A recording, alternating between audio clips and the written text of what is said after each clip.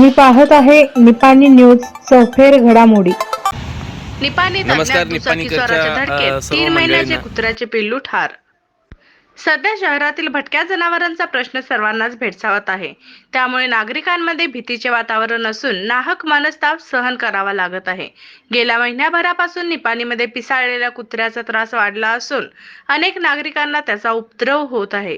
पण सगळेच भटके कुत्रे त्रास देणारे नसतात, तरीही काही लोक त्यांच्या खोड्या काढतात, त्यामुळे कुत्र्यांचा त्रास वाढतो आहे। निपाणीमध्ये अशीच एक घटना घडली आहे।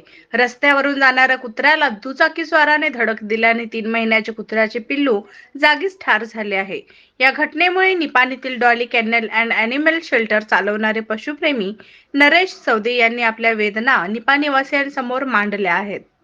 मुक्या जनावरांना नाहक त्रास न देता त्यांना आपुलकीची वागणूक व खायला प्यायला घालून त्यांची तहानभूक भागवण्याची अपेक्षा पशुप्रेमी नरेश सौदे यांनी नागरिकांकडून व्यक्त केली आहे।